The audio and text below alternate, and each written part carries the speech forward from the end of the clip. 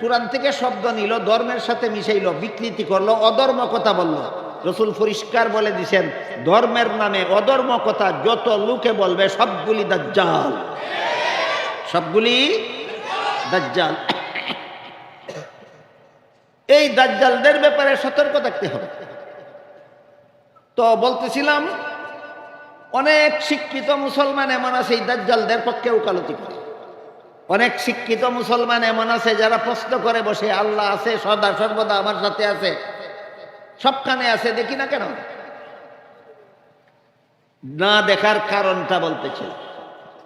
আল্লাহ সদা সর্বদা সকলের সাথে আছেন, না দেখার কারণ হইল আল্লাহকে দেখার জন্য চোখে যে পরিমাণ পাওয়ারের দরকার হয়, আল্লাহ ইচ্ছা করেই এই পরিমাণ পাওয়ার দুনিয়াতে কোনো মানুষের চোখে দেন না। না ভুলে গিয়ে?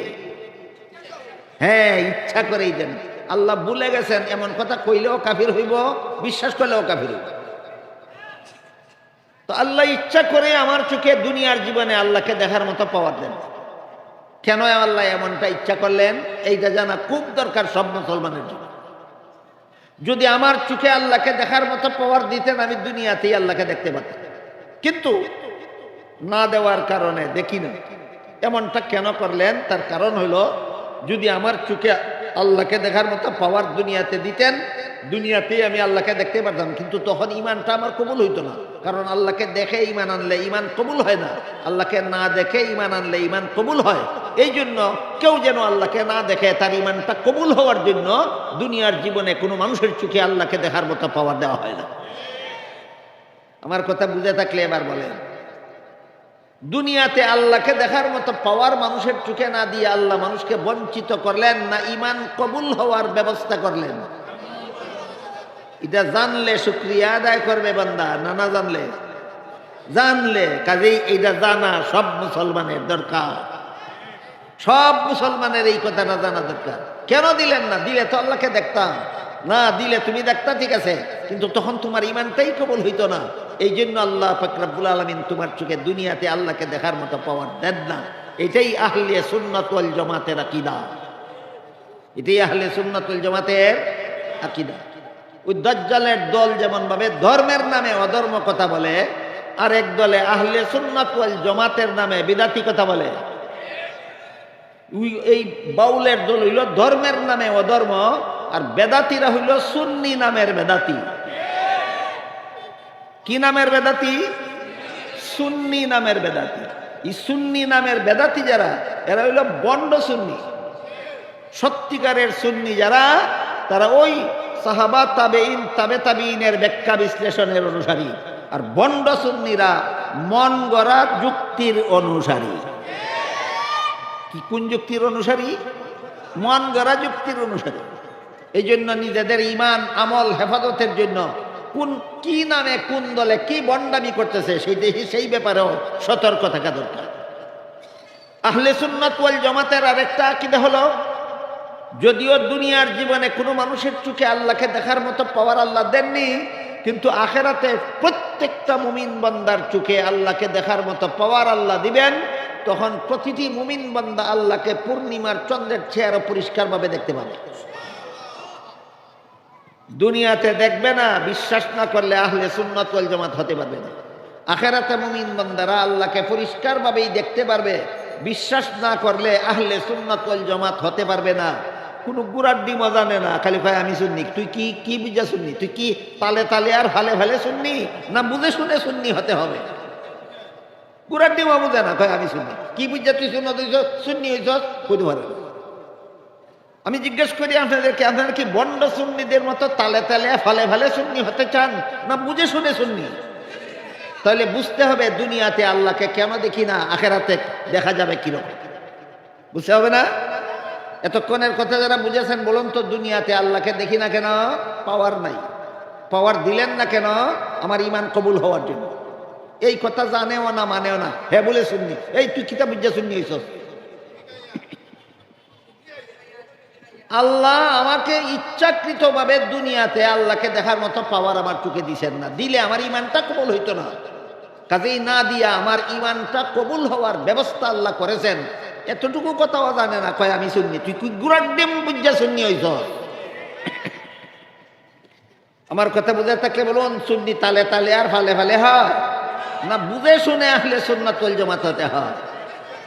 তো আহলে সুন্নাতুল জামাতের একটা আকীদা হইল, আমার চোখে আল্লাহকে দেখার মতো পাওয়ার দুনিয়াতে নাই, এই জন্য দেখি না, আখিরাতে পাওয়ার দেওয়া হবে। আরেকটা আকীদা, তখন অবশ্যই আমরা সকলে আল্লাহকে দেখব।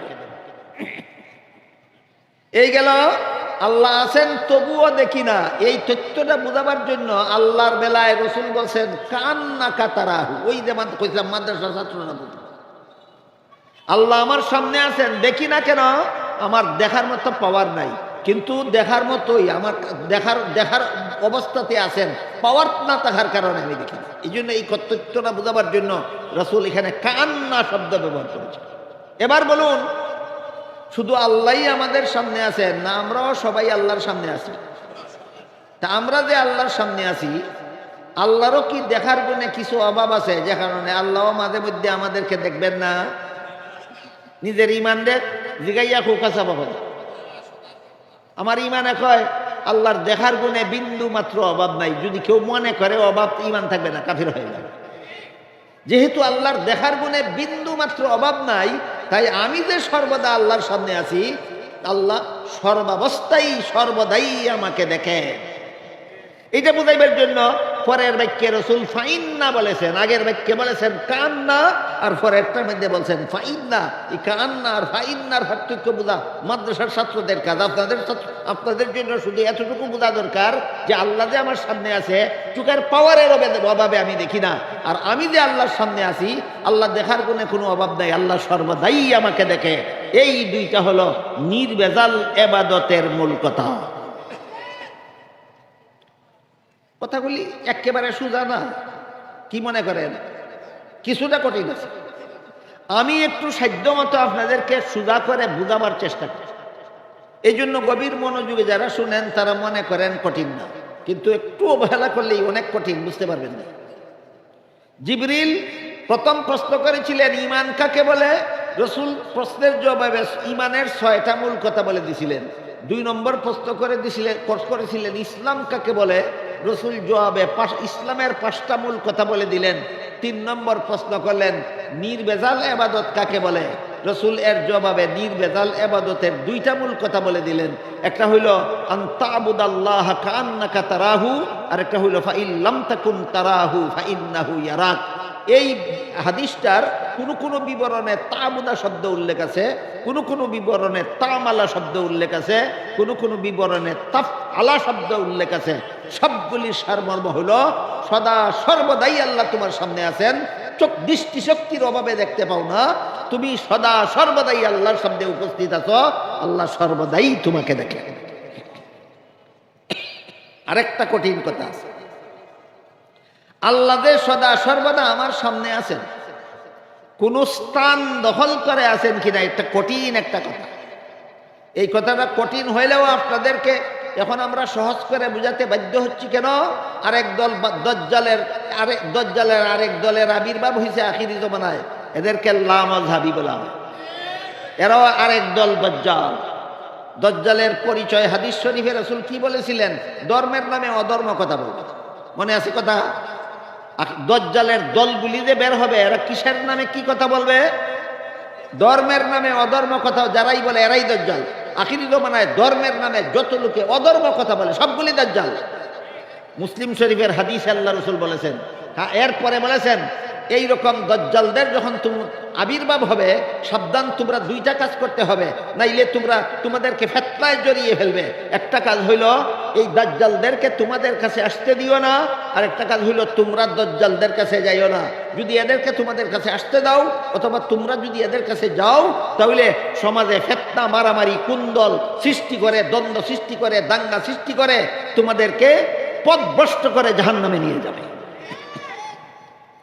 একদল দাজ্জাল, বিবরণ আগে গেছে, আবুল বাউল ফাউল ফালতু। আরেক দল দাজ্জালের নাম আহলে হাদিস লামাযাবি, আরো কত আহলে কোরআন। আরেক দল দাজ্জালের এই লামাযাবি নামের দাজ্জালেরা ধর্মের নামে একটা অধর্ম কথা বাইর করছে। কি বলে? আল্লাহ একমাত্র আরশের উপরে আছেন, আর কোথাও নাই। এটা ধর্মের নামে অধর্ম কথা। ধর্মের নামে অধর্ম কথা। আল্লাহ শুধু আরশের উপরে আছেন, আর কোথাও নেই। দলিল ও ইস্তাওয়া আলাল আরশ, কোরআনে তো আছে দলিল। ইস্তাওয়া আরশ কোরআনে আছে দলিল, আল্লাহ আরশের উপরে আছেন কথাটা উল্লেখ আছে। আর এক আয়াতে যে আছে আল্লাহ আসমানে আছে, আর এক আয়াতে যে আছে আল্লাহ জমিনে আছেন, আর এক আয়াতে যে আছে আল্লাহ তুমি যেখানে থাকো সেখানেই আছেন। তুই খালি আরশের আয়াত মানস, অন্য আয়াত মানস না। তোর ব্যাপারেই আল্লাহ কোরআনে বলছেন, আফাতুমিনুনা বিবাদিল কিতাবি ওয়া তাকফুরুনা বিবাদ ফামা জাযাউ মান ইয়াফআলু যালিকা মিনকুম ইল্লা খিজিয়ুন ফিল হায়াতিদ দুনিয়া ওয়া ইয়াউমাল কিয়ামাতি ইউরাদ্দুনা ইলা আশাদ্দিল আযাব। এই দাজ্জালের দল, তোমরা কি আল্লাহর কিতাবের এক আয়াত মানবে আর এক আয়াত মানবে না? এমন অপকর্ম যারা করবে এদের চিরস্থায়ী শাস্তি হবে জাহান্নাম। তাহলে আল্লাহ যে আয়াতে বলছেন আরশে আছেন, শুধু সেই আয়াতটাই মানবো। যে আয়াতে বলছেন আমার সাথে সাথে আছেন, ওইটা মানবো না, না সবগুলি মানবো? যে সবগুলি মানলে সারমর্ম কি দাঁড়ায়? আল্লাহ আরশেও আছেন, আসমানেও আছেন, জমিনেও আছেন, পাহাড়েও আছেন, পর্বতেও আছেন, আমার সাথে আছেন, তোমার সাথে আছেন, সবখানে আছেন। কিন্তু এখানে একটা কঠিন প্রশ্ন আছে, একটু মনোযোগে শুনবে নিজের এই দাজ্জালদের খপ্পর থেকে ঈমান হেফাজতের স্বার্থে। সেটা হইল, বলুন তো একটু বুঝে শুনে, অতীতে এমন এক সময় ছিল কিনা যখন জগৎ বলতে কিছুই ছিল না, শুধু আল্লাহ ছিলেন? ছিল কিনা? দুই চারজনে বললে তো আমি মনে করবো অন্যরা বুঝি কথাটা জানে না। অতীতে এক সময় ছিল যখন আল্লাহ ছাড়া জগৎ বলতে কিছুই ছিল না। আসমান, জমিন, পাহাড়, পর্বত, নদী, নালা, আরশ, পাতাল কিচ্ছুই ছিল না, শুধু আল্লাহ ছিলেন। এক সময় ছিল কিনা এমন? শুধু আল্লাহ ছিলেন, জগৎ বলতে কিছুই ছিল না, কোনো স্থান ছিল না। যখন কোনো স্থান ছিল না তখন এর আল্লাহ স্থানে ছিলেন না স্থান ছাড়া? একটু পরীক্ষাও হোক, কে কি পরিমাণ মনোযোগ দিয়ে কথা শুনে ওটা একটু পরীক্ষা হয়ে যাও। স্থান বলতে কিছুই নাই, আল্লাহ আছেন স্থানে না স্থান ছাড়া? অতখানে বুঝেছে, অতখানে 16.5 আনার বুঝেছে। স্থান বলতে কিছুই নাই, আল্লাহ আছেন স্থানে না স্থান ছাড়া? হ্যাঁ, এতক্ষণে ঠিক হয়েছে। ঈমান হেফাজতের স্বার্থে কথাগুলি বোঝা দরকার। যখন স্থান বলতে কিছু ছিল না তখন আল্লাহ স্থানে ছিলেন না স্থান ছাড়া। ইমাম আবু হানিফা রহমতুল্লাহ আলাইহি এই তালে তালে আর ফালে ফালে সুন্নি না, সত্যিকারের আহলে সুন্নাত ওয়াল জামাতের বড় ইমাম আবু হানিফা রহমতুল্লাহ আলাইহি লিখেছেন, তখনের আল্লাহ যেভাবে স্থান ছাড়া ছিলেন, এখনের আল্লাহ অস্থান ছাড়া আছেন। অনন্তকাল পর্যন্ত আল্লাহ স্থান ছাড়াই থাকবেন। দুই কথায় বিরোধ হয়ে গেল না? সব স্থানে আছেন, কোন স্থানেই থাকেন না, একটা আর একটার বিপরীত হয়ে গেল না? বুঝেন কি কথা? না বুঝেন না? এতক্ষণ বললাম আল্লাহ সবখানে আছেন, সর্বত্র বিরাজমান। এখন দেখা যাইতেছে আল্লাহ কোন স্থানেই থাকেন না। তাইলে একটা কথা আর একটা কথার বিরোধ হয়ে গেল না? এই বিরোধের মীমাংসা হইল, আল্লাহ সমস্ত স্থানে আছেন গুণগতভাবে, আর কোন স্থানে অবস্থান করেন না সত্তাগতভাবে। মাদ্রাসার ছাত্রদের ভাষায় কইলে আপনারা বুঝবেন না, তাদের ভাষা হইল বিজ্জাত আর বিসিফাত। আল্লাহ বিজ্জাত কোন মকানের মকিন হন না, আল্লাহ বিসিফাত সমস্ত মকানে মওজুদ থাকেন। এই কথা বলে আপনারা বুঝবেন। শুধু আপনাদের বোঝার মতো বাংলাটা বলেছি যে আল্লাহ সত্তাগতভাবে কখনো কোনো স্থানে অবস্থান করেন না, কিন্তু গুণগতভাবে আল্লাহ সর্বত্র বিরাজমান। এবার বলেন, আগের কথায় বিরোধ রইল না মীমাংসা হইল?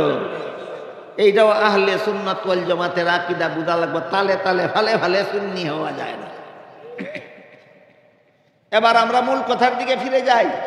জিবরিল যখন জিজ্ঞেস করলেন নির্ভেজাল ইবাদতের মূল কথা কয়টা, রাসূল কি বলে দিলেন? দুইটা। কি বলে দিলেন? দুইটা। একটা হলো আল্লাহ তোমার সামনে আছেন, দৃষ্টিশক্তির অভাবে দেখো না। আর একটা হলো তুমি আল্লাহর সামনে আছো, আল্লাহর দেখার গুণে অভাব নাই, আল্লাহ সর্বদাই তোমাকে দেখে।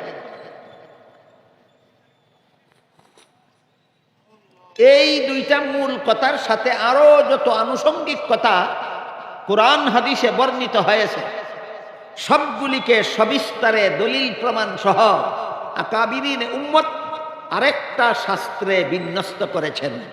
আকাবিরিনে উম্মত কত দল মুসলমানের নাম? সাহাবা, তাবেঈন, তাবে তাবেঈন। আকাবিরিনে উম্মত আরেকটা শাস্ত্রে বিন্যস্ত করেছেন, শাস্ত্রটাকে পরিভাষাগতভাবে ইলমে তাজকিয়াও বলে, ইলমুল ইহসানও বলে, ইলমে তাসাউফ বলে। 3 নাম বললে একটাও মনে রাখতে পারবেন না। মনে রাখার জন্য আমরা একটা মাত্র নামই ব্যবহার করি, ইলমে তাজকিয়া। জিবরিলের 3 নম্বর প্রশ্নের জবাবে রাসূল তার উম্মতকে ইলমে তাজকিয়া শিক্ষা দিলেন। প্রথম প্রশ্নের জবাবে শিক্ষা দিলেন ইলমে আকাইদ, দ্বিতীয় প্রশ্নের জবাবে শিক্ষা দিলেন ইলমে ফিকহ, তৃতীয় প্রশ্নের জবাবে শিক্ষা দিলেন ইলমে তাজকিয়া, দিয়ে বললেন এই 3টা ইলমের নাম তোমাদের দ্বীন। দিন থেকে আলোচনা শুরু হয়েছিল, মনে আছে কথা? কোত্থেকে আলোচনা শুরু হয়েছিল? দিন। দিন, এই 3টা ইলম শিখাইয়া দিয়ে রাসূল বললেন এই 3টা ইলম তোমাদের দিন। কাজে আজকের থেকে আমরা কেউ যেন কোনোদিন ভুলে না যাই আমার দিন বলতে কি বোঝায়। রাসূল শিক্ষা দিয়েছেন 3টা ইলম বোঝায়। একটা ইলমের নাম ইলমে আকাইদ, এটা আমার দিন। আর একটা ইলমের নাম ইলমে ফিকহ, এটা আমার দিন। আর একটা ইলমের নাম ইলমে তাজকিয়া, এটা আমার দিন। এবার ইলমে তাজকিয়ার ডেফিনেশন পরে বলবো। ইলমে আকাইদের ডেফিনেশন স্মরণ আছে কিনা আগে পরীক্ষা করো। ইলমে তাজকিয়ার ডেফিনেশন পরে বলবো, ইলমে ফিকহর ডেফিনেশন স্মরণ আছে কিনা পরীক্ষা করো। আল্লাহর যে সমস্ত বিধান শুধু অন্তরে বিশ্বাস করতে হয়, পালন করতে হয় না, এমন বিধান জানার নাম। আল্লাহর যে সমস্ত বিধান শুধু বিশ্বাস করলে চলে না, শরীরের অঙ্গ প্রত্যঙ্গের দ্বারা পালন করতে হয়, সেই সব বিধান জানার নাম। এবার ইলমে তাজকিয়ার ডেফিনেশন। আল্লাহর আরেক প্রকার বিধান আছে যেগুলি শুধু অন্তরে বিশ্বাস করলেও চলে না, আর শরীরের বাহ্যিক অঙ্গের দ্বারা পালনও করা যায় না, বরং বিশ্বাসও করতে হয় অন্তরের দ্বারা, পালনও করতে হয় অন্তরের দ্বারা। এমন সব বিধান জানার নাম ইলমে তাজকিয়া। কঠিন হইল নাকি? দেখেন আরেকটা উদাহরণ দিই, কঠিন থাকবে না ইনশাআল্লাহ। আল্লাহ পাক রব্বুল আলামিন কোরআনের এক আয়াতে বলেন কাদ আফলাহাল মুমিনুন আল্লাযীনা হুম ফি সালাতিহিম খাশিউন। এই খাশিউন শব্দ আল্লাহ বলেন ওই সমস্ত মুমিনগণ সফল যারা তাদের নামাজে আল্লাহর ভয়ে ভীত থাকে, আল্লাহর ধ্যানে মগ্ন থাকে। ওই সমস্ত মুমিনগণ সফল যারা শুধু নামাজ পড়ে, বলেছেন না, নামাজে আল্লাহর ভয়ে ভীত থাকে, আল্লাহর ধ্যানে মগ্ন থাকে। বলেন আল্লাহর ভয়ে ভীত থাকবেন চেহারার দ্বারা না অন্তরের দ্বারা? আল্লাহর ধ্যানে মগ্ন থাকবেন হাত পায়ের দ্বারা না অন্তরের দ্বারা? তাইলে এই আল্লাহর এই বিধানটা কিসের দ্বারা পালন করা হইল? অন্তরের দ্বারা। এইভাবে আল্লাহর যত বিধান আছে অন্তরের দ্বারা পালন করতে হয়। এই সমস্ত বিধান জানার নাম ইলমে তাজকিয়া। ক্লিয়ার হয়েছে নি? ইলমে আকাইদ ওই সমস্ত বিধান জানার নাম যেগুলি শুধু অন্তরে বিশ্বাস করতে হয়। ইলমে ফিকহ ওই সমস্ত বিধান জানার নাম যেগুলি শরীরের বাহ্যিক অঙ্গের দ্বারা পালন করতে হয়। ইলমে তাজকিয়া আল্লাহর ওই সমস্ত বিধান জানার নাম যেগুলি বিশ্বাসও করতে হয় অন্তরের দ্বারা, পালনও করতে হয় অন্তরের দ্বারা। নমাজে আল্লাহর ভয়ে ভীত থাকা আল্লাহর বিধান অন্তরে বিশ্বাস করতে হবে। নমাজে আল্লাহর ধ্যানে মগ্ন থাকা আল্লাহর বিধান বিশ্বাস করতে হবে, কিন্তু এটা শরীরের অঙ্গ প্রত্যঙ্গের দ্বারা পালন করা যায় না, অন্তরের দ্বারা পালন করতে হয়। আমি কি আপনাদেরকে বুঝাতে পারলাম? ইলমে তাজকিয়া কারে কয়? আল্লাহর যেসব বিধান অন্তরের দ্বারা পালনও করতে হয় সেগুলি জানার নাম ইলমে তাজকিয়া। ইলমে তাজকিয়ার মূল কথা দুইটা। ইলমে তাজকিয়ার মূল কথা দুইটা, এর সাথে আরো যত আনুষঙ্গিক কথা বর্ণিত আছে কোরআনে হাদিসে, সবগুলিকে সবিস্তারে দলিল প্রমাণ সহ উম্মতের শীর্ষস্থানীয় আলেমগণ আরেকটা ফন্নে মুদাব্বান করেছেন, আরেকটা শাস্ত্রে বিন্যস্ত করেছেন। সেটাকে পরিভাষাগতভাবে ইলমে তাজকিয়া বলা হয়। ইলমে তাজকিয়ার ডেফিনেশন হলো আল্লাহর যে সমস্ত বিধান শুধু অন্তরের দ্বারা বিশ্বাস করলেও চলে না, শরীরের বাহ্যিক অঙ্গের দ্বারা পালনও করা যায় না, বরং বিশ্বাসও করতে হয় অন্তরের দ্বারা, পালনও করতে হয় অন্তরের দ্বারা। এমন সব বিধান জানার নাম ইলমে তাজকিয়া। রাসূলের জিবরিলের 3 প্রশ্নের জবাবে রাসূল তার উম্মতকে 3টা ইলম শিক্ষা দিয়া হাদিসের শেষের দিকে বলে দিলেন এই 3টা ইলম তোমাদের দিন। সূরা শুরার 13 নম্বর আয়াতে আল্লাহ বলেছেন আকিমুদ্দিন ওয়ালা তাতাফাররাকু ফিহি, দিন কায়েম করো, দলাদলি করো না। একটু ধৈর্যের সাথে বসবেন, একটু মনোযোগে শুনবেন।